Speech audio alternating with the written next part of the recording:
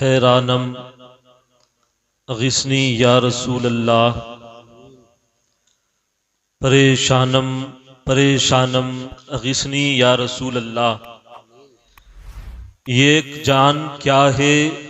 اگر ہوں کروڑوں، تیرے نام پر سب کو وارا کروں میں۔ واجب الاحترام، ذوی الاحتشام، معزز و مکرم سامعین، خواتین و حضرات، السلام علیکم ورحمۃ اللہ۔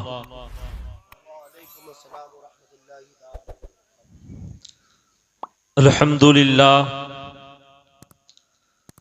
الحمد للہ الذی علی من انعم والہم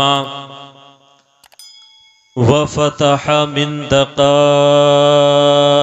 الحقائق وفہم، وصلی اللہ تعالی علیہ وسلم وعلی ذبیہ ابد الدہور وکرم۔ اما بعد فاعوذ باللہ من الشیطان الرجیم، بسم اللہ الرحمن الرحیم۔ ان اولیاؤہ الا المتقون۔ آمنت باللہ، صدق اللہ مولانا العظیم، وصدق رسولہ النبی الامین المتین الکریم، ونحن علی ذلک لمن الشاہدین والشاکرین، والحمد للہ رب العالمین۔ معزز سامعین حضرات، آپ حضرات اپنے ماتھے کی نگاہوں سے دیکھ رہے ہیں منبر نور پر نقیب اہل سنت، ناشر مسلک اعلی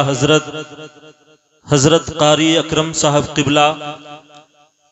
شاعر اہل سنت، مداح رسول حضرت مولانا شمیم صاحب قبلہ، اور ہمدرد قوم و ملت، مصلح قوم و ملت حضرت حافظ و قاری نزاکت صاحب قبلہ دامت برکاتہم العالیہ، اور دیگر علماء کرام منبر نور کی زینت بنے ہوئے ہیں۔ اللہ رب العزت ان کے اقبال کو بلند فرمائے، اور یقیناً یہ آپ کی خوش نصیبی ہے کہ آپ یہاں ابھی تک بنے ہوئے ہیں، اور یقیناً جشن غوث الورا میں آپ کا ہونا اور اس پروگرام کو منعقد کرنا،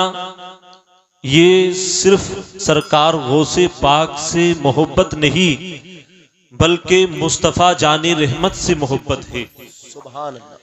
صلی اللہ۔ میں اللہ رب العزت کی بارگاہ میں دعا کروں گا کہ اللہ رب العزت جن حضرات نے بھی اس پروگرام کو منعقد کرنے میں جس طرح سے بھی دامے درہمے سخنے حصہ لیا، اللہ ان کی تمام نیک دلی جائز تمنا مراد کو پورا عطا فرمائے۔ ذکر غوث الورا کی برکت سے ہماری اس بستی پہ اپنا خاص فضل و کرم عطا فرمائے۔ آئیے گفتگو کو آگے بڑھانے سے پہلے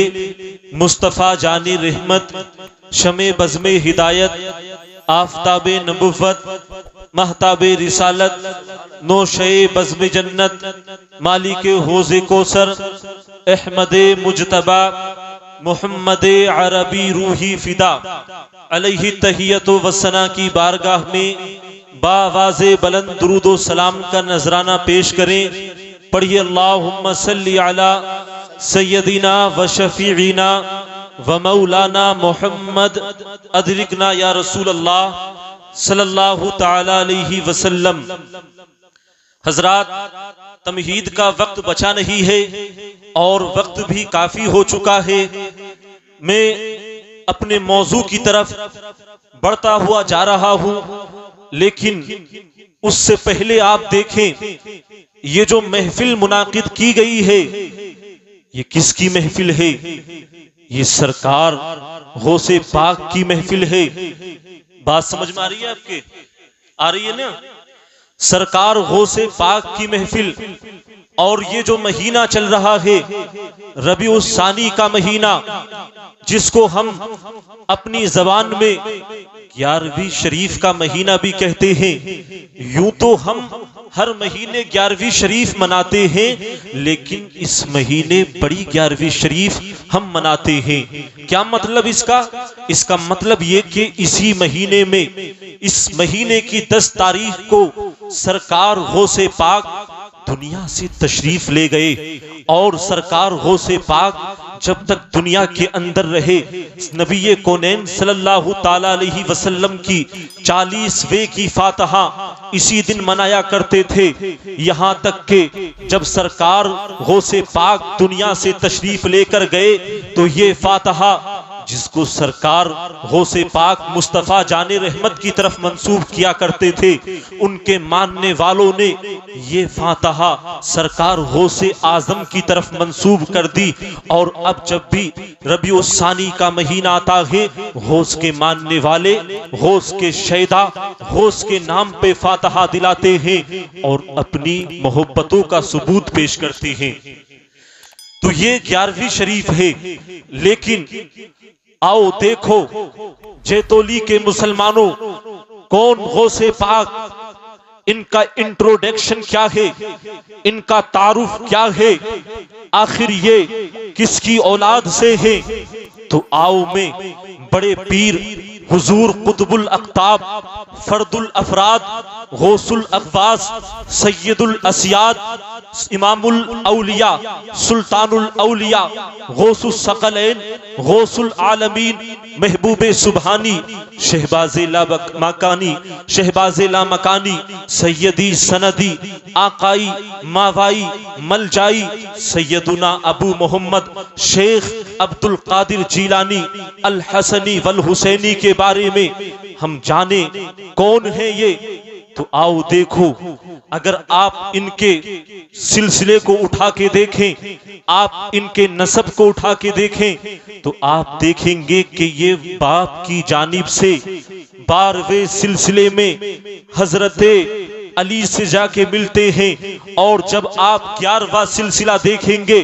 11ویں پشت میں دیکھیں گے تو یہ حضرت امام حسن سے جا کے ملتے ہیں۔ مولانا شمیم صاحب کی توجہ میں چاہوں گا، آپ دیکھیں کہ جب حضرت شیخ عبد القادر کے نسب نامے کو آپ پڑھیں گے تو 11ویں نسب میں جا کے حضرت امام حسین سے امام حسن سے جا کے ملتے ہیں، اور اتنا ہی نہیں 12ویں پشت میں جا کے حضرت مولائے کائنات اور نبی کریم صلی اللہ تعالی علیہ وسلم کی شہزادی حضرت فاطمہ سے جا کے ملتے ہیں، اور جب والدہ کی جانب سے آپ دیکھیں گے تو یہ سرکار غوث پاک 7ویں پشت میں جا کے حضرت امام جعفر صادق سے ملتے ہیں، اور 8ویں پشت میں جا کے حضرت امام باقر سے ملتے ہیں، اور 9ویں پشت میں جا کے حضرت امام زین العابدین سے ملتے ہیں، اور جب 10ویں پشت میں پہنچتے ہیں تو حضرت امام حسین سے جا کے ملتے ہیں، اور جب 11ویں پشت میں پہنچتے ہیں تو مولائے کائنات اور جو ہے سرکار کی چہیٹی بیٹی حضرت فاطمہ سے جا کے ملتے ہیں۔ اے جیتولی کے مسلمانوں، اس سے پتا چلا کہ سرکار غوث پاک یہ حسنی بھی ہیں اور حسینی بھی ہیں۔ یہ کون ہے؟ حسنی بھی ہیں اور حسینی بھی ہیں۔ اور میں آپ کو بتا دوں یہ جو حسن ہیں اور یہ جو حسین ہیں ان کا مقام کیا ہے، تو سنو، کملی والے آقا ہیں اور آپ کے ساتھ آپ کے صحابہ کی جماعت ہے۔ میرے مصطفیٰ جان رحمت مکہ کی گلیوں سے گزر رہے ہیں، مصطفیٰ جان رحمت مدینے کی گلیوں سے گزر رہے ہیں، کیا دیکھتے ہیں کہ مصطفیٰ جان رحمت نے دیکھا کہ حضرت امام حسن اور حضرت امام حسین مدینے کی گلیوں میں کھیل رہے ہیں۔ میرے سرکار نے حضرت امام حسن کو دیکھا تو مسکرائے، حضرت امام حسین حسین کو دیکھا تو مسکرائے اور مصطفیٰ جان رحمت وہیں ٹھہر گئے، اور ٹھہرنے کے بعد صحابہ کرام سے ارشاد فرمایا، اے میرے صحابہ کی جماعت، تم جانتے ہو ان کا مقام کیا ہے، ان کا مرتبہ کیا ہے؟ تو آپ دیکھیں صحابہ کرام تو جانتے ہیں کہ حسنین کریمین کا مرتبہ کیا ہے، ان کا مقام کیا ہے، لیکن ادباً صحابہ عرض کرتے ہیں یا رسول اللہ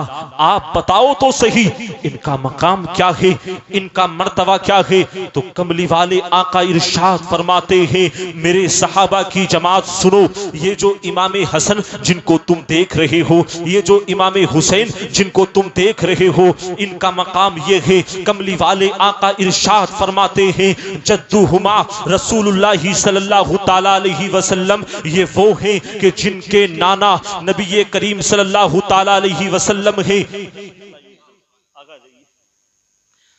تو نبی کریم صلی اللہ تعالی علیہ وسلم ارشاد فرماتے ہیں یہ وہ ہیں کہ جن کے نانا مصطفیٰ جان رحمت ہیں۔ آگے ارشاد فرماتے ہیں وجدتہما خدیجہ بنت خویلد رضی اللہ تعالی عنہا، یعنی آگے مصطفیٰ جان رحمت ارشاد فرماتے ہیں میرے صحابہ کی جماعت سنو، یہ کون ہیں؟ یہ وہ ہیں کہ جن کی نانی حضرت خدیجہ الکبریٰ ہے۔ آگے مصطفیٰ جان رحمت ارشاد فرماتے ہیں میرے صحابہ کی جماعت سنو، یہ کون ہے؟ صحابہ عرض کرتے ہیں ہاں یا رسول اللہ بتاؤ تو صحیح یہ کون ہے؟ مصطفیٰ جان رحمت ارشاد فرماتے ہیں ابوہما علی ابن ابی طالب، یہ وہ ہیں کہ جن کے والد حضرت علی ابن طالب ہیں۔ آگے مصطفیٰ جان رحمت ارشاد فرماتے ہیں میرے صحابہ سنو، یہ کون ہے؟ صحابہ عرض کرتے ہیں ہاں یا رسول اللہ بتاؤ تو صحیح۔ مصطفیٰ جان رحمت ارشاد فرماتے ہیں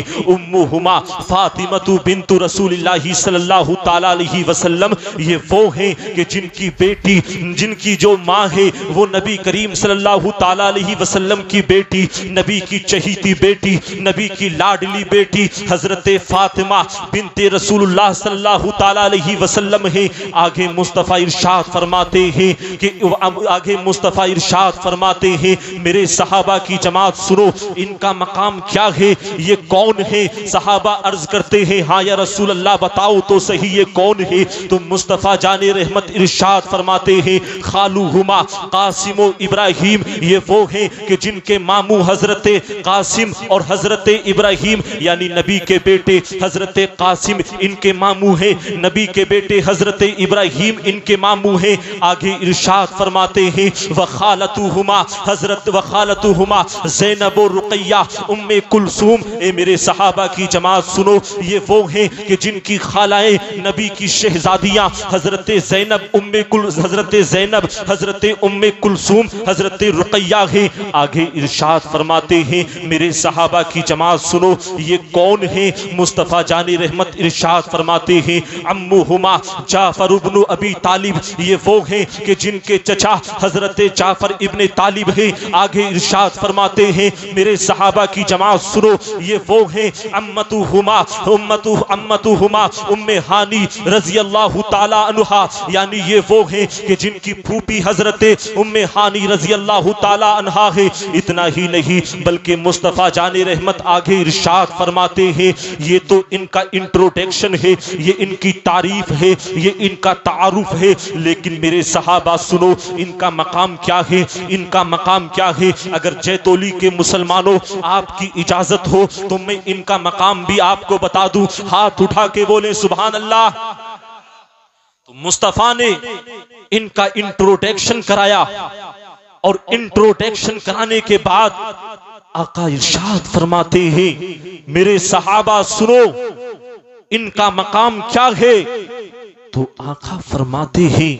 جدوہما فی الجنہ، کہ ان کے نانا بھی جنتی ہیں، وجدتہما فی الجنہ، کہ ان کی نانی بھی جنتی ہیں، اور آگے ارشاد فرماتے ہیں ابوہما فی الجنہ، کہ ان کے ابو بھی جنتی ہیں، وامہما فی الجنہ، اور ان کی امی بھی جنتی ہیں، وخالہما فی الجنہ، اور ان کے خالہ بھی جنت، ان کے ماموں بھی جنتی ہیں، وخالتہما فی الجنہ، اور ان کے ماموں بھی جنتی ہیں، وعمہما فی الجنہ، اور ان کے چچا بھی جنتی ہیں، وعمتہما فی الجنہ، اور ان کی پھوپھی بھی جنتی ہے۔ کملی والے آقا نے ارشاد فرما دیا، او لوگوں سنو سنو، او میرے صحابہ کی جماعت سنو، کہ چاہے وہ ان کے نانا ہو وہ بھی جنتی ہے، چاہے وہ ان کی نانی ہو وہ بھی جنتی ہے، چاہے ان کے والدین ہو وہ بھی جنتی ہے، چاہے ان کے ماموں اور خالہ ہو وہ بھی جنتی ہے، چاہے ان کے چچا اور پھوپھی ہو وہ بھی جنتی ہے۔ لیکن جیتولی کے مسلمانوں،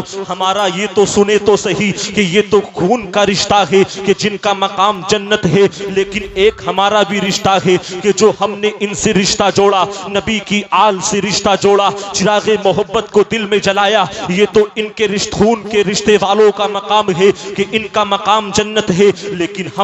ہم نے اپنے بچوں کو اپنے مکان پہ چھوڑا، اپنے بچوں کو اپنے گھر پہ چھوڑا، اپنی نیند کو قربان کیا، اور اپنے اہل و عیال کو چھوڑنے کے بعد مسجد کے سامنے جو دلان ہے اس میں آ کے جمع ہو گئے۔ یہ ہماری محبت کا چراغ ہے جو ہم نے دل میں جلایا ہے، آخر ہم کو اس کا صلہ کیا ملے گا؟ تو میرے آقا ارشاد فرماتے ہیں، من احبہما فی الجنہ، او لوگوں سنو سنو، کہ جو دنیا میں آل بیت سے محبت کرتا ہے، جو حسن و حسین سے محبت کرتا ہے، من احبہما فی الجنہ، ان کا مقام یہ ہے کہ جہاں نبی کے گھرانے والے جنت میں جائیں گے، ان کے ماننے والے بھی پیچھے پیچھے جنت میں جائیں گے۔ سبحان اللہ، نعرہ تکبیر، نعرہ رسالت، جشن غوث الورا، سر زمین جہتولی، زندہ باد زندہ باد تو زندہ باد۔ حضرت شیخ عبد القادر جیلانی باپ کی جانب سے 12ویں پشت میں حضرت امام حسن سے مل جاتے ہیں،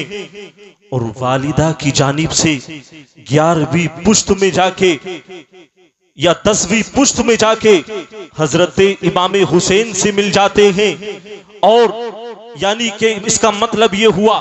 کہ حضرت غوث پاک جو ہے نجیب الطرفین ہے، یعنی باپ کی جانب سے بھی سید ہیں اور ماں کی جانب سے بھی سید ہیں۔ فرق یہ ہے کہ باپ کی جانب سے حسنی سید ہیں اور ماں کی جانب سے حسینی سید ہیں۔ اور جب اسی جو ہے سلسلہ نسب پر نظر سنیت کی جان ہم سب کے امام قوم کا پٹھان امام احمد رضا خان کی پڑتی ہے، تو اعلیٰ حضرت بریلی کی سرزمین سے پکار اٹھتے ہیں، واہ کیا مرتبہ اے غوث ہے والا تیرا، واہ کیا مرتبہ اے غوث ہے والا تیرا، اونچے اونچوں کے سروں سے قدم اعلیٰ تیرا، سر بھلا کیا کوئی جانے کہ ہے کیسا تیرا، اولیاء ملتے ہیں آنکھیں وہ ہے تلوا تیرا، تو حسینی تو حسنی کیوں نہ محی الدین ہو، تو حسینی تو حسنی کیوں نہ محی الدین ہو، اے خضر مجمع بحرین ہے چشمہ تیرا،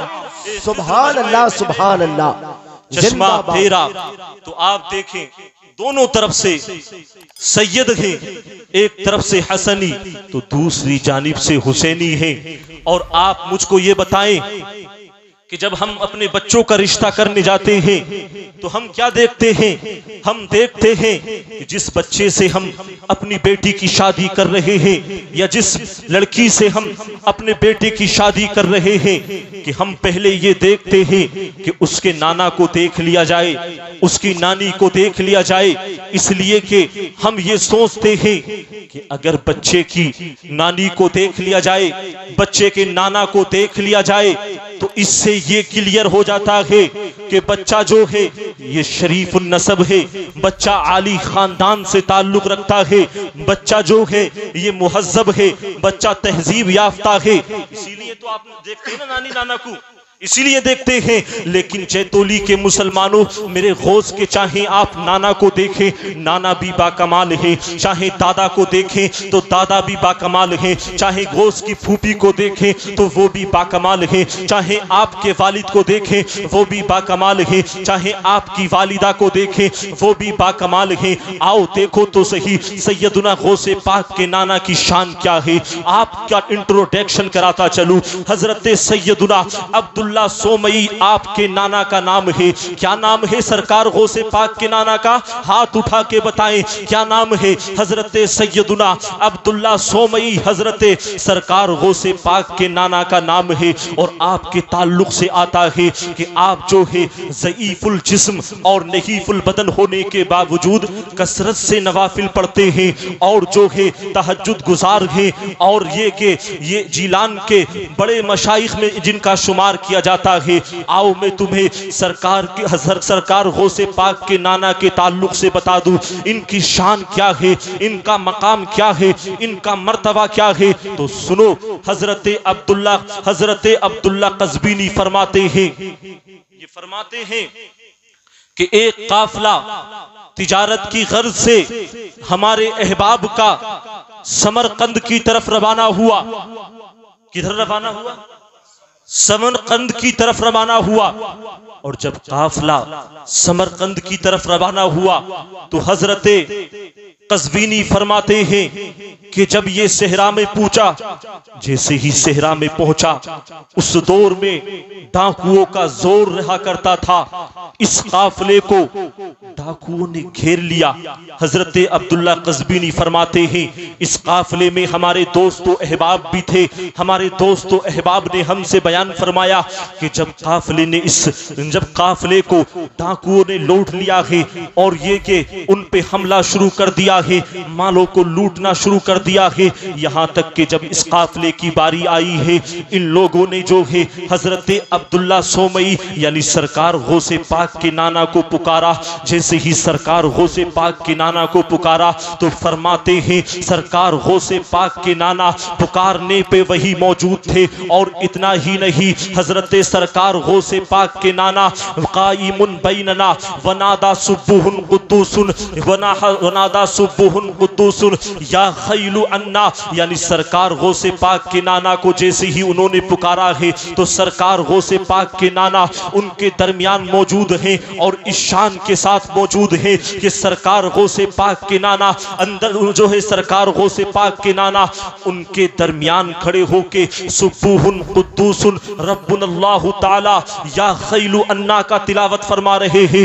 یا خیل انا کی تلاوت کر رہے ہیں. روایت کے اندر آتا ہے جیسے ہی سرکار غوث پاک کے نانا نے اس کو ورد کرنا شروع کیا ہے، جتنے بھی ڈاکو تھے دہشت میں آ گئے اور جو ہے خوف سے جو ہے لرزہ بر اندام ہو گئے. جیسے ہی ان پہ لرزہ طاری ہوا ہے، روایت کے اندر آتا ہے کہ کچھ ڈاکوؤں نے جو ہے میدان کو چھوڑ کے پہاڑی کی پناہ لے لی ہے اور کچھ ڈاکو بھاگ کے جو ہے صحرا کی طرف چلے گئے ہیں. یہاں تک کہ یہ قافلہ ان ڈاکوؤں سے محفوظ رہا، یہاں تک کہ وقت گزرتا گیا. اور جب یہ قافلہ شہر جیلان میں واپس آیا ہے تو حضرت عبداللہ قزوینی فرماتے ہیں کہ ہمارے احباب نے شہر جیلان میں آ کے لوگوں سے ذکر کیا کہ جب ہمارا قافلہ سمرقند کو تجارت کی غرض سے گیا تھا تو اس وقت ڈاکوؤں نے قافلے پہ حملہ کر دیا تھا. ہم نے حضرت عبداللہ سومئی کو پکارا اور ہمارے پکارنے پہ حضرت عبداللہ سومئی نے ہماری مدد فرمائی. یہاں تک کہ جب لوگوں نے اتنا سنا اور انہوں نے اس تاریخ کو ذکر کیا، کہ فلاں تاریخ میں حضرت عبداللہ سومئی نے ہماری مدد فرمائی ہے، تو جیلان کے رہنے والے لوگوں نے کہا کہ جس تاریخ کی بات تم کر رہے ہو، جس دن کا واقعہ تم ذکر کر رہے ہو کہ حضرت عبداللہ سومئی تمہاری مدد کے لیے پہنچے، ایک قافلے والوں سنو قسم ہے رب کعبہ کی، ما غاب الشیخ، کہ جس دن کا تم جو ہے واقعہ بیان فرما رہے ہو کہ حضرت عبداللہ سومئی نے ہماری مدد فرمائی ہے، ڈاکوؤں سے ہم کو محفوظ رکھا ہے. اور قافلے والوں سنو، کان کھول کے سنو، جس دن کا تم ذکر فرما رہے ہو قسم ہے رب کعبہ کی، اس دن حضرت عبداللہ سومئی ہمارے درمیان تھے اور ہمارے درمیان تھے. اس سے پتا چلا کہ اللہ رب العزت نے حضرت عبداللہ سومئی کو ایسی طاقت دی ہے، ایسی پاور دی ہے کہ ایک ہی وقت میں حضرت عبداللہ سومئی شہر جیلان کے اندر بھی ہے، اور اسی وقت میں جو ہے حضرت عبداللہ سومئی قافلے والوں کی مدد فرما رہے ہیں۔ اس سے پتا چلتا ہے کہ اللہ رب العزت اپنے ماننے والوں کو، اپنے پسندیدہ ولیوں کو جو ہے وہ ایسی قوت عطا فرماتا ہے، ایسی قوت عطا فرماتا ہے کہ وہ ایک ہی وقت میں جو ہے وہ کئی جگہوں پہ ہو سکتے ہیں۔ اسی لیے ہم کہتے ہیں کہ جب نبی کے ماننے والے غلاموں کا یہ عالم ہے تو پھر مصطفیٰ جان رحمت کا عالم کیا ہوگا؟ سبحان اللہ، نعرہ تکبیر، نعرہ رسالت، جشن غوث الورا علامہ مفتی محمد فہیم صاحب قبلہ زندہ باد تو زندہ۔ دیکھیں آپ، یہ اولیاء کا تصرف، کس کا تصرف؟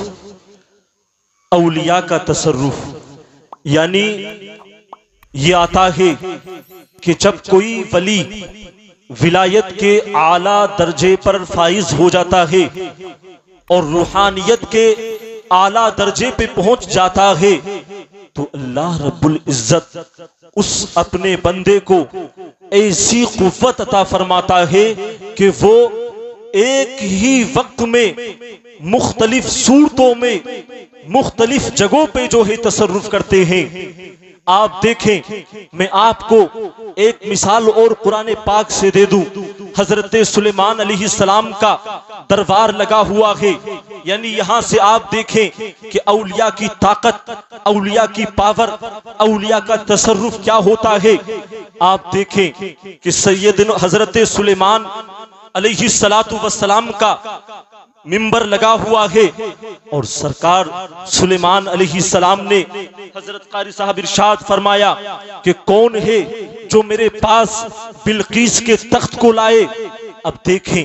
دربار لگا ہوا ہے، آپ نے سنا ہوگا کہ حضرت سلیمان علیہ السلام کے تابع جن بھی ہیں، حضرت سلیمان علیہ السلام کے تابع انسان بھی ہیں، اور جب دربار لگا ہوا ہے تو اس دربار کے اندر جن بھی موجود ہیں اور اس دربار کے اندر جو ہے انسان بھی موجود ہیں۔ جب حضرت سلیمان علیہ السلام نے ارشاد فرمایا کہ کون ہے کہ جو بلقیس کا تخت میرے پاس لائے، تو ایک جن کھڑا ہوا، قال عفریت من الجن انا آتیک بہ قبل ان تقوم من مقامک، یعنی 19ویں پارے کے اندر سورہ نمل کے اندر یہ آیت موجود ہے۔ جب حضرت سلیمان علیہ السلام نے ارشاد فرمایا کہ کون ہے جو میرے پاس بلقیس کا تخت لائے، تو ایک جن کھڑا ہوا اور اس نے کہا، سرکش جن نے کہا، قال عفریت من الجن انا آتیک بہ قبل ان تقوم من مقامک، یعنی اے حضرت سلیمان علیہ السلام، میں اس تخت کو آپ کی بارگاہ میں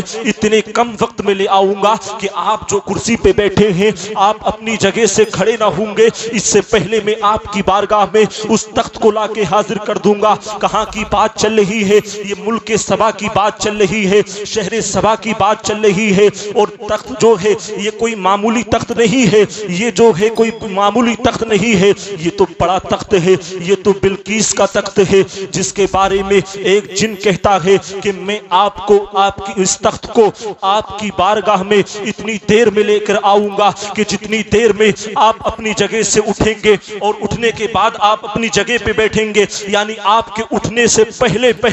آپ کی کرسی سے، آپ کے اٹھنے سے پہلے آپ کی بارگاہ میں حاضر کر دوں گا۔ یہ تو ایک جن کی طاقت تھی کہ آپ کی کرسی سے اٹھنے سے پہلے میں اس تخت کو حاضر کر دوں گا۔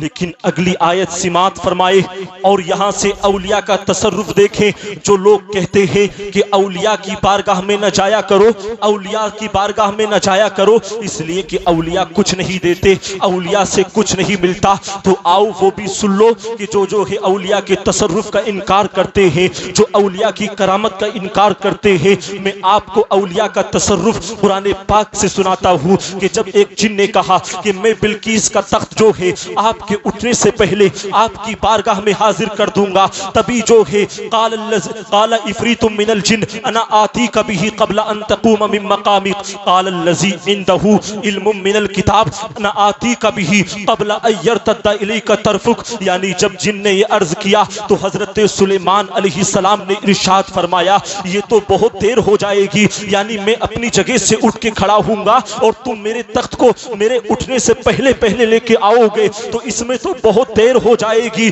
مجھے بلقیس کا تخت جو ہے اس سے پہلے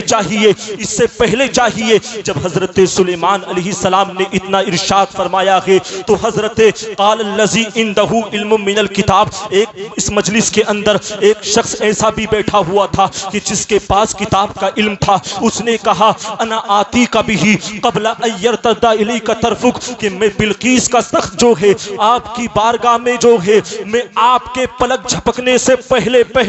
حاضر کر دوں گا۔ اے جیتولی کے مسلمانوں، اگر بات سمجھ میں آ گئی ہو تو ہاتھ اٹھا کے محبت سے بولے سبحان اللہ کہ ایک طرف جن ہے کہ جس نے کہا کہ میں آپ کے تخت کو جو ہے آپ کی جگہ سے اٹھنے سے پہلے حاضر کر دوں گا، اور دوسری طرف جو ہے ایک اللہ کا ولی ہے جو حضرت سلیمان کی بارگاہ میں عرض کرتا ہے اے سلیمان علیہ السلام میں بلقیس کے تخت کو جو ہے آپ کی بارگاہ میں جو ہے آپ کے پلک جھپکنے سے پہلے حاضر کر دوں گا۔ تو اس سے پتا چلا کہ اولیاء اللہ کو جو ہے اللہ نے ایسا تصرف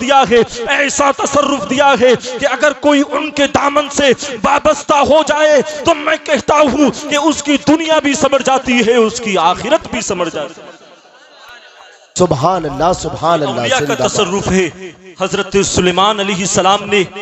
پل کو نہ جھپکا، اس سے پہلے آپ کی بارگاہ میں بلقیس کا تخت حاضر ہو گیا، اور جب بلقیس کے تخت کو حضرت سلیمان علیہ السلام نے دیکھا تو دیکھنے کے بعد ارشاد فرمایا ھذا من فضل ربی، یعنی آپ اترائے نہیں، آپ اکڑے نہیں، آپ تو سوچتے کہ میری بارگاہ میں رہنے والا، مجھ سے فیض حاصل کرنے والا، کہ اس کی پاور یہ ہے، اس کی طاقت یہ ہے کہ پلک جھپکنے سے پہلے میری بارگاہ میں تخت کو حاضر کر دیا، تو ان کو تو چاہیے تھا کہ وہ اتراتے، لیکن وہ اترائے نہیں، بلکہ انہوں نے کہا ھذا من فضل ربی، یہ میرے رب کا فضل ہے۔ یہاں سے ہم کو اشارہ مل گیا کہ جب تم کوئی کام کرو تو تم اتراؤ نہیں، جب تم کوئی کام کرو تو اکڑو نہیں، جب تم جو ہے کوئی تیر مارو تو اکڑو نہیں، اس لیے کہ جو تم کرتے ہو، جو بھی تم کرتے ہو وہ اللہ کے حکم سے کرتے ہو، اس لیے کہ پتا بھی ہلتا ہے تو اللہ کے حکم سے ہلتا ہے، اگر اللہ نہ چاہے تو پتا بھی نہ ہلے، اس لیے اگر کوئی کام تم کرو تو تم اتراؤ نہیں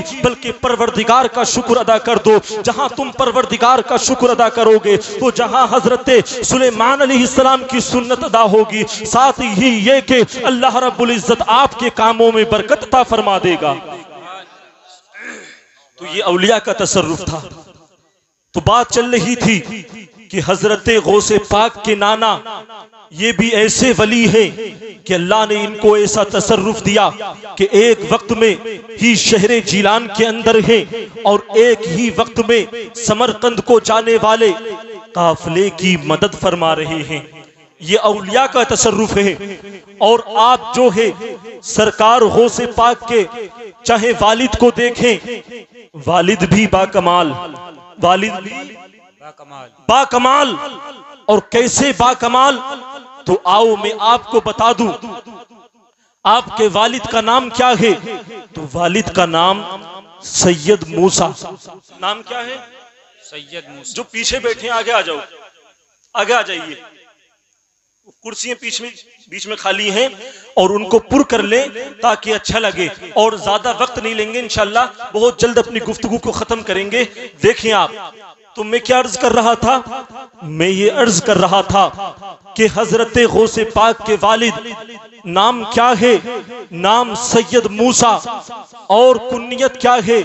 تو کنیت ابو صالح، اور لقب کیا ہے؟ لقب جو ہے موسیٰ جنگی دوست، یعنی جنگی دوست لقب ہے۔ یہ حضرت سرکار غوث پاک کے والد کا نام ہے۔ کیا نام ہے؟ حضرت ابو صالح سید موسیٰ جنگی دوست، یہ سرکار غوث پاک کے والد کا نام ہے، اور یہ کوئی عام شخصیت نہیں ہے بلکہ یہ ایسی شخصیت ہے کہ اگر یہ کسی سے روٹھ جاتے ہیں تو اللہ رب العزت اس سے بدلہ لیتا ہے، اور اگر یہ کسی سے خوش ہوتے ہیں تو اللہ رب العزت جو ہے یہ اس کو انعام دیتا ہے۔ آپ دیکھیں تو صحیح، ان کو موسیٰ جنگی دوست کیوں کہتے ہیں؟ ان کو جنگی دوست کیوں کہتے ہیں؟ جنگی دوست کہنے کی وجہ کیا ہے؟ تو ان کو جنگی دوست کہنے کی وجہ یہ ہے کہ جب یہ نیکی کا حکم دیتے ہیں اور لوگوں کو برائی سے روکتے ہیں تو اس میں یہ جو ہے اپنی جان کی بھی پرواہ نہیں کرتے، بلکہ لوگوں کو سختی کے ساتھ نیکی کا حکم دیتے ہیں اور سختی کے ساتھ لوگوں کو برائی سے روکتے ہیں۔ آپ کے تعلق سے منقول ہے کہ آپ جو ہے جامع مسجد کی طرف تشریف لے کے جا رہے ہیں، جامع مسجد کی طرف تشریف لے کے جا رہے ہیں، کیا دیکھتے ہیں کہ خلیفہ وقت کے چند ملازم جو ہے شراب کے مٹکے لیے ہوئے بڑے آہستہ نرم مزاج میں جو ہے یہ آہستہ آہستہ چل رہے ہیں۔ جب حضرت سید ابو صالح موسیٰ جنگی دوست نے دیکھا کہ خلیفہ وقت کے چند ملازم جو ہے شراب کے مٹکے لے کے آہستہ آہستہ جا رہے ہیں، آپ نے جو ہے غصے میں ان شراب کے مٹکوں کو توڑ دیا، اور جب شراب کے مٹکوں کو توڑا اللہ نے آپ کے چہرے پہ ایسا روب رکھا تھا، ایسا دبدبا رکھا تھا حضرت کہ اللہ نے آپ کے چہرے پہ ایسا روب رکھا تھا کہ تاریخ کے اندر آتا ہے کہ جب حضرت ابو صالح سید موسیٰ جنگی دوست نے ان کے مٹکوں کو توڑا تو کسی کو دم مارنے کی ہمت نہ ہوئی، لیکن ان لوگوں نے جا کے خلیفہ وقت کی بارگاہ میں جا کے اس واقعے کا اظہار کیا، اور اتنا ہی نہیں بلکہ خلیفہ وقت کو آپ کے خلاف ابھارا، آپ کے خلاف ابھارا۔ بات سمجھ میں آ رہی ہے نہیں آ رہی ہے آپ کے؟ آ رہی ہے نا؟ تو خلیفہ وقت کو آپ کے خلاف ابھارا، اور جب خلیفہ وقت کو آپ کے خلاف ابھارا تو وہ غصے میں آ گیا، اور غصے میں آنے کے بعد اس نے کہا کہ موسیٰ کو میری بارگاہ میں لایا جائے۔ حضرت سید موسیٰ کو خلیفہ وقت کی بارگاہ میں پیش کیا گیا، اور جب خلیفہ وقت کی بارگاہ میں سرکار غوث پاک کے والد کو پیش کیا گیا تو اس خلیفہ وقت نے حضرت سید موسیٰ سے ارشاد فرمایا، ان کی بارگاہ میں عرض کیا کہ یہ بتاؤ کہ تم کون ہوتے ہو کہ تم نے میرے جو ملازمین ہیں ان کی محنت کو رائگاں کر دیا، تم نے میرے ملازمین کی محنت کو بیکار کر دیا، آخر تمہیں جو ہے یہ کس نے اختیار دیا کہ تم نے میری ملازمین کی مٹکیوں کو توڑا ہے؟ تو حضرت سید موسیٰ نے جب اتنا سنا تو حضرت سید موسیٰ ارشاد فرماتے ہیں، حضرت سید موسیٰ ارشاد فرماتے ہیں کہ میں محتسب ہوں۔ جب اتنا جو ہے خلیفہ وقت نے سنا تو خلیفہ وقت نے کہا کہ آپ کو کس نے محتسب بنایا، کہ آپ کو کس نے جو ہے حساب و کتاب لینے والا بنایا؟ تو حضرت موسیٰ نے فرمایا کہ جس نے تجھ کو خلیفہ بنایا، جس کے حکم سے تو خلافت کر رہا ہے، اسی نے مجھے محتسب بنایا ہے۔ جب جو ہے خلیفہ وقت نے اتنا سنا تو خلیفہ وقت جو ہے سر بزانو ہو کے بیٹھ گیا، اور تھوڑی دیر بعد سر کو اٹھاتا ہے، اور سر کو اٹھانے کے بعد عرض کرتا ہے، اے سید موسیٰ ذرا یہ تو بتاؤ کہ آپ نے جو ہے امر و نہی اور بالمعروف نہ فرما کے جو ہے آپ نے مٹکیوں کو توڑا، آخر اس میں کون سی حکمت تھی؟ آخر اس میں کیا مصلحت تھی؟ تو حضرت سید موسیٰ فرماتے ہیں، اے خلیفہ وقت سن میں نے امر بالمعروف و نہی عن المنکر جو ہے نہ کر کے میں نے مٹکی کو جو توڑا ہے، اس میں حکمت یہ ہے کہ میں نے تجھ پر شفقت کرتے ہوئے تجھے دنیا و آخرت کی ذلت و رسوائی سے بچانے کے لیے ان شراب کی مٹکیوں کو توڑا۔ جب آپ کے ان جملوں کو خلیفہ وقت نے سنا ہے تو خلیفہ وقت آپ سے متاثر ہوا، اور متاثر ہونے کے بعد خلیفہ وقت نے کہا، اے حضرت سید موسیٰ سنو، آج کے بعد سے تم میری جانب سے بھی محتسب کے عہدے پہ مامور ہوئے، جب حضرت سید موسیٰ نے اتنا سنا تو حضرت سید موسیٰ نے ارشاد فرمایا اے خلیفہ وقت سن، اے وقت کے خلیفہ کان کھول کے سن لے کہ جسے پروردگار نے محتسب بنایا، کہ جسے پروردگار نے لوگوں کا جائزہ لینے والا بنایا، جسے پروردگار نے محتسب مقرر کیا، اسے دنیا والوں کے محتسب مقرر کر دینے سے کوئی پرواہ نہیں ہے۔ تاریخ کے اندر آتا ہے اس دن سے آپ کا لقب جو ہے جنگی دوست پڑ گیا، یعنی کہ آپ جب جو ہے امر بالمعروف فرماتے اور نہیں بالمنکر فرماتے تو لوگوں کا جو ہے لوگوں سے جو ڈرتے نہیں تھے وقت کے بادشاہ سے ٹکرا جاتے تھے۔ آج ہم ہے کہ آج ہم چھوٹی چھوٹی باتوں پر اپنے ضمیر کو بیچ دیتے ہیں، چھوٹی چھوٹی باتوں پہ جو ہے اپنے ضمیر کا سودا کر لیتے ہیں۔ اے چیتولی کے مسلمانوں سنو تو صحیح، ہم تو نبی کے وہ غلام تھے کہ ایک طرف جو ہے ہمارے قدموں میں حوروں کو بچھا دیا جاتا تھا، ایک طرف درہم کو بچھا دیا جاتا تھا، ایک طرف جو ہے مال و زر کو ہمارے قدموں میں بچھا دیا جاتا تھا، اور دوسری جانب ہم سے کہا جاتا تھا اے محمد عربی کے غلام تو دین اسلام کو چھوڑ دے، تو مصطفیٰ کی شریعت کو چھوڑ دے، تو مصطفیٰ کو ماننا چھوڑ دے۔ لیکن مصطفیٰ کا ماننے والا دنیا کی دولت کو ٹھوکر مار دیتا تھا، دنیا کی ثروت کو ٹھوکر مار دیتا تھا، دنیا کی لڑکیوں کو ٹھوکر مارنے کے بعد احمد مصطفیٰ کا غلام یہ کہتا تھا او دنیا والوں کان کھول کے سنو، میں اپنی جان دے سکتا ہوں، میں اپنا مال دے سکتا ہوں، میں جو ہے اپنے اہل و عیال دے سکتا ہوں، لیکن نبی کا دیا ہوا ایمان نہیں دے سکتا، میں نبی کا دیا ہوا ایمان نہیں دے سکتا۔ یعنی کہ کہنے والا وہ یہ کہتا تھا کہ مر تو جائیں گے لیکن ہم ایمان کا سودا نہ کریں گے، باطل کی خدائی کو گوارا نہ کریں گے، باطل کی خدائی کو گوارا نہ کریں گے، مر جائیں گے ایمان کا سودا نہ کریں گے۔ سبحان اللہ، زندہ باد، مر جائیں گے ایمان کا سودا نہ کریں گے۔ اور جب ایسا شخص دنیا کی نظر میں آتا ہے لوگ دیکھ لیتے ہیں، ایسا شخص جب جو ہے دنیا کی نظر میں آتا ہے تو وہ عرش پہ مقبول ہو جاتا ہے، اور اس کے چرچے زمینوں پر ہوتے ہیں، اور اس کے چرچے جو ہے ملک میں ہوتے ہیں۔ یہ وہ شخص ہوتا ہے کہ لوگ اس کے تعلق سے گفتگو کرتے ہیں، لوگ کہتے ہیں یہ نبی کا غلام ہے، لوگ کہتے ہیں یہ نبی کا شیدائی ہے، اور ایسے ہی تعلق سے دنیا والے کہتے ہیں کہ اس نے اپنی جان کو نبی پہ فدا کر دیا، اور ہم جو ہے اپنی جان کو اس پہ فدا کرتے ہیں۔ گویا کہ لوگ کہتے ہیں کہ محمد سے وفا تو نے تو ہم تیرے ہیں، یہ جہاں چیز ہے کیا لوح و قلم تیرے ہیں، سب سے اولا وہ آلہ ہمارا نبی، سب سے والا وہ والا ہمارا نبی، سارے اچھوں میں اچھا سمجھیے جسے سب اچھوں سے اچھا ہمارا نبی۔ سبحان اللہ، نعرہ تکبیر، نعرہ رسالت، مسلک اعلی حضرت، علماء اہل سنت زندہ باد۔ بور تو نہیں ہو رہے آپ، بور تو نہیں ہو رہے؟ دیکھیں بات کس کی چل رہی ہے، پیران پیر، روشن ضمیر سرکار غوث پاک کی چل رہی ہے۔ اور میں آپ کو سنا دوں کہ سرکار غوث پاک دنیا میں تشریف بھی نہ لائے، اس سے پہلے بزرگان دین نے آپ کی ولادت کی بشارتیں دی، آپ کی ولادت کی بشارتیں دی۔ حضرت حسن بصری نے تو 350 سے 400 سال پہلے سرکار غوث پاک کے ولادت کی خبر دے دی، اور اتنا ہی نہیں بلکہ حضرت حسن عسکری رحمت اللہ تعالی علیہ جب دنیا سے جانے لگے، مولانا شمیم صاحب، قاری صاحب قبلہ، ناظم صاحب قبلہ، تو حضرت حسن عسکری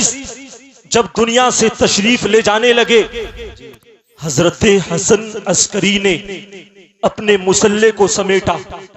آخری نماز پڑھی اور آخری نماز پڑھ کے اپنے مصلے کو سمیٹا، اور مصلے کو سمیٹنے کے بعد اپنے خادم کو بلایا،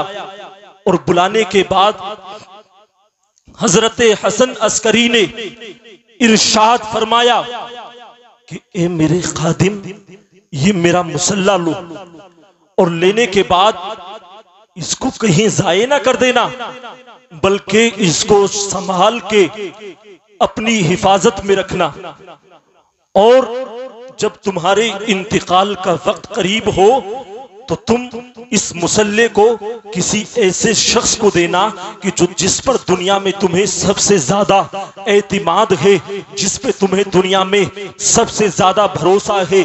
ایسے شخص کو دینا، اور اس کو وصیت کرنا کہ جب وہ دنیا سے جائے تو وہ اس مصلے کو ایسے شخص کو دے کہ جس پہ وہ دنیا میں سب سے زیادہ بھروسہ کرتا ہے، اور وہ جب دنیا سے جائے تو وہ ایسے شخص کو اس مصلے کو دے کہ وہ جس پہ سب سے زیادہ بھروسہ کرتا ہو۔ جب اس خادم نے دیکھا کہ حضرت حسن عسکری جو ہے یہ وصیت در وصیت فرماتے چلے جا رہے ہیں، تو ان صاحب نے عرض کی، اے حضرت امام حسن عسکری، ذرا یہ تو فرماؤ کہ یہ مصلح آخر منتقل ہوتے ہوئے جائے گا کہاں، کس کی بارگاہ میں جائے گا، آخر پہنچانا کہاں ہے؟ حضرت حسن عسکری فرماتے ہیں، اے میرے غلام سن سن، جب 5ویں صدی آئے گی، 5ویں صدی میں بغداد کی سرزمین پہ قطب الاقطاب، سید الاسیاد، فرد الافراد، غوث الاقواس، اور جو ہے امام الاولیاء، سلطان الاولیاء، حضرت غوث الثقلین، غوث العالمین،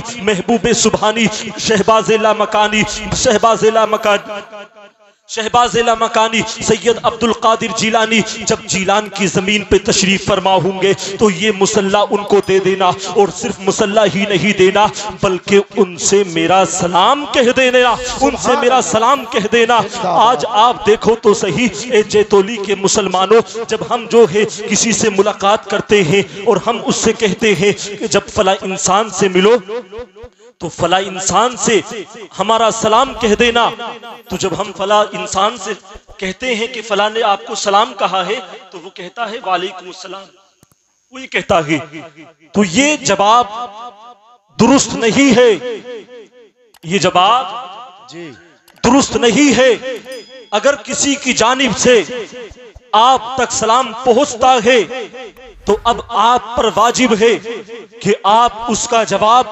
اس طرح سے دیں، وعلیکم وعلیہ السلام، کہ اے لانے والے، اس سلام کو لانے والے، تجھ پہ بھی سلامتی ہو، اور جس نے مجھ تک سلام بھیجا ہے اس پر بھی سلامتی ہو۔ اس لیے کہ دونوں کے لیے یہ سلامتی ہونی چاہیے، تو صحیح طریقہ کیا ہے؟ وعلیکم وعلیہ السلام، یہ صحیح طریقہ ہے جی۔ تو حضرت حسن عسکری نے فرمایا کہ مصلح ان کو دے دینا، اور ساتھ ہی ان کو میرا سلام بھی کہنا، ان کو میرا سلام بھی کہنا۔ اور اسی طرح سے حضرت جنید بغدادی، نام تو سنا ہوگا آپ لوگوں نے، جی، نام سنا نہیں سنا؟ کس کس نے نام نہیں سنا ہاتھ اٹھا کے بتائیں۔ ماشاءاللہ سب نے سنا، سنا نا؟ تو حضرت جنید بغدادی ایک روز بغداد شریف کی جامع مسجد کے ممبر پہ بیٹھے ہوئے ہیں، اور ممبر شریف سے ارشاد فرماتے ہیں، ابھی سرکار غوث پاک دنیا میں تشریف نہیں لائے، پہلے ہی ارشاد فرماتے ہیں کہ آج بغداد کی سرزمین پہ ہماری ولایت کے چرچے ہیں، ہماری ولایت کے ڈنکے ہیں، لیکن ایک وقت وہ بھی آئے گا کہ اسی بغداد کی سرزمین پہ اور اسی منبر پہ ایک اللہ کا ولی جو پیدا ہوگا اور ظاہر ہونے کے بعد اس منبر پہ بیٹھے گا، اور بیٹھنے کے بعد ارشاد فرمائے گا، قدمی حاضی علی رقبتی کلی ولی اللہ، یعنی بغداد شریف کی جامع مسجد کے منبر پہ بیٹھ کے ارشاد فرمائے گا، یہ میرا قدم جو ہے تمام اولیاء اللہ کی گردنوں پہ ہے، اور جب اولیاء اللہ ان فرمان کو سنیں گے سب کے سب اپنی گردن کو جھکا دیں گے، سب کے سب اپنی گردن کو جھکا دیں گے، اور جب جب اسی جو ہے روایت پہ نظر سنیت کی جان ہم سب کا امام احمد رضا خان کی پڑتی ہے تو اعلیٰ حضرت فرماتے ہیں واہ کیا مرتبہ اے غوث ہے بالا تیرا، اونچے اونچوں کے سروں سے قدم اعلیٰ تیرا. اور مفتی اعظم تو فرماتے ہیں یہ دل ہے، یہ سر ہے، یہ آنکھیں، یہ دل، یہ آنکھیں، یہ سر ہے، یہ دل، یہ آنکھیں، یہ سر ہے، جہاں چاہو رکھو قدم غوث اعظم. سبحان اللہ سبحان اللہ. جہاں چاہو رکھو قدم غوث اعظم. یہ دل ہے، یہ آنکھیں، یہ سر ہے، جہاں چاہو رکھو قدم غوث اعظم.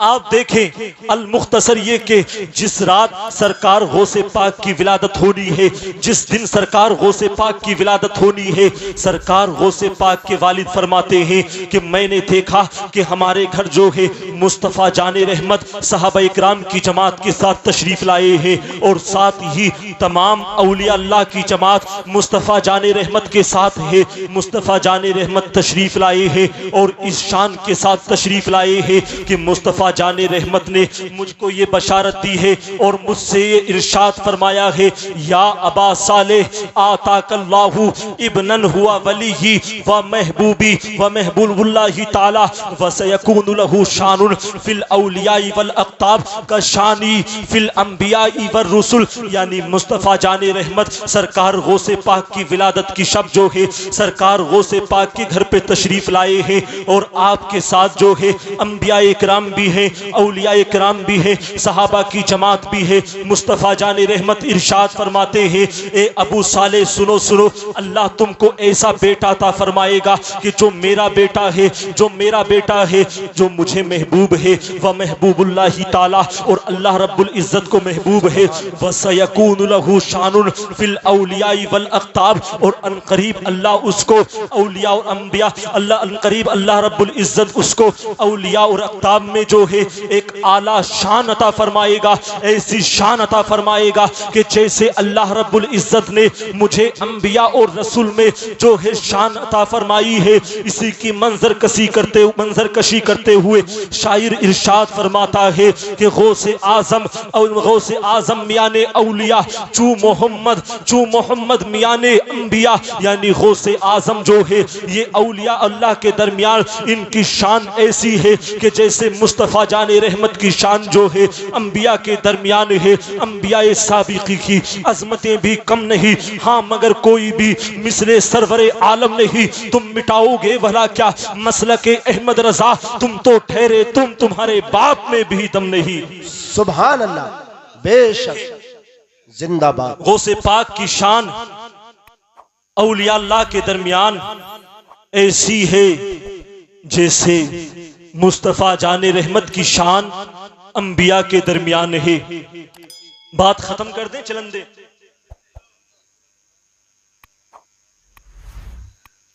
دیکھیے بس آخری بات اور میں بات کو ختم کر رہا ہوں،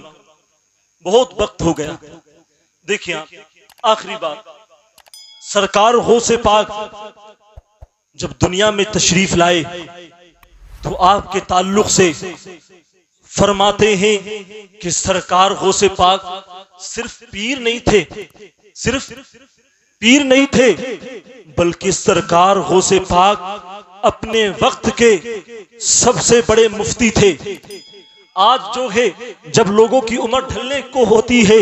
اور جب کچھ بچتا نہیں ہے تو لوگ کیا کرتے ہیں کہ لوگ لمبے لمبے بال رکھتے ہیں اور جو ہے ہاتھوں میں 15-20 انگوٹھی پہنتے ہیں اور پہننے کے بعد جو ہے اپنے نسب کو جو ہے فرضی نسب سید بنا کے جو ہے لوگوں کے سامنے پیش کرتے ہیں اور پیش کرنے کے بعد جو ہے لوگوں سے پیسوں کو مروڑتے ہیں اور لوگوں کو جو ہے جھوٹی کرامتیں دکھاتے ہیں. لیکن سنو تو صحیح، اولیاء اللہ وہ ہوتے ہیں کہ جو علم دین حاصل کریں. اس لیے کہ سرکار غوث اعظم جب دنیا میں تشریف لائے ہیں تو سرکار غوث اعظم نے ہاتھوں میں صرف انگوٹھی نہیں پہنی ہے، سرکار غوث اعظم نے لمبے لمبے بال نہیں رکھے ہیں، بلکہ سرکار غوث اعظم کے تعلق سے آتا ہے کہ آپ نے 33 سال علم دین حاصل کیا. کتنے سال علم دین حاصل کیا؟ 33 سال علم دین حاصل کیا. اور حضرت امام شارانی فرماتے ہیں کہ یتکلمو فی ثلاثت اشرا، یتکلمو فی ثلاثۃ عشر علما، یعنی جب سرکار غوث پاک جو ہے تقریر فرماتے تو ایک زبان کے اندر نہیں، دو زبانوں کے اندر نہیں، تین زبانوں کے اندر نہیں، بلکہ سرکار غوث اعظم جب تقریر فرماتے تو 13 زبانوں کے اندر تقریر فرماتے، اور جب آپ تقریر فرماتے تو آپ کی مجلس میں جو ہے اولیاء اللہ بھی شریک ہوتے، آپ کی مجلس میں جو ہے رجال الغیب بھی شریک ہوتے، آپ کی مجلس میں جو ہے حضرت خضر علیہ السلام بھی شریک ہوتے۔ اور اتنا ہی نہیں بلکہ جب آپ جو ہے خطاب فرماتے تو آپ کے خطاب کے درمیان جو ہے کئی جنازے اٹھتے، کئی لاشیں اٹھتی، اور لوگوں پہ ایسی رقت طاری ہوتی کہ سرکار غوث پاک فرماتے ہیں کہ میرے ہاتھ پر جو ہے لگ بھگ 5000 یہودی و نصرانی نے جو ہے کلمہ پڑھ کے مسلمان ہوئے، اور نہ جانے کتنے لاکھوں کی تعداد میں جو ہے ڈاکوؤں نے توبہ کر کے کلمہ پڑھا ہے۔ تو میں کہنا یہ چاہوں گا، الغرض یہ کہ میں اپنی بات کو اس پہ ختم کرنا چاہوں گا کہ اگر تمہیں اللہ کا ولی دیکھنا ہے تو تم لمبے والوں والے کو مت دیکھو، اس کو مت دیکھو کہ جس کے ہاتھوں میں جو ہے بہت زیادہ انگوٹھی ہو، بلکہ تمہیں دیکھنا ہے تو اللہ والا دیکھنا ہے تو کسی عالم دین کے چہرے کو زیارت کر لو، کسی عالم دین کے چہرے کو زیارت کر لو، اس لیے کہ اولیاء اللہ جو ہوگا وہ علم دین سے خالی نہیں ہوگا، اس لیے کہ ولی ہونے کی، پیر ہونے کی شرطوں میں سے ایک شرط یہ بھی ہے کہ جو ولی ہوگا وہ عالم بعمل ہوگا۔ سبحان اللہ، بے شک وہ عالم بعمل ہوگا۔ تو جن حضرات نے فرضی پیروں سے مرید ہو رکھے ہیں ان کی بیعت کو توڑ کے سچے پیر کے دامن کو پکڑ لیں اور مصطفیٰ کی سنت کے مطابق زندگی کو گزاریں۔ اللہ رب العزت سرکار غوث پاک کی برکت سے، سرکار غوث پاک کے فیضان سے ہم سبوں کو مالا مال فرمائے، اور جن حضرات نے اس پروگرام کو منعقد کیا ہے اللہ رب العزت ان کی تمام نیک دلی جائز تمنا مراد کو پورا عطا فرمائے، ہماری اس بستی پہ اپنا خاص فضل و کرم عطا فرمائے، ہمارے علماء کو جو ہے اللہ رب العزت سلامت رکھے، اور جو کچھ مجھ سے بولنے میں اغلاط ہوئی ہے اللہ رب العزت مصطفیٰ جان رحمت کے صدقے معاف عطا فرمائے۔ استغفر اللہ ربی من کل ذنب واتوب الیہ، وآخر دعوانا الحمد للہ رب العالمین۔ السلام علیکم ورحمۃ اللہ۔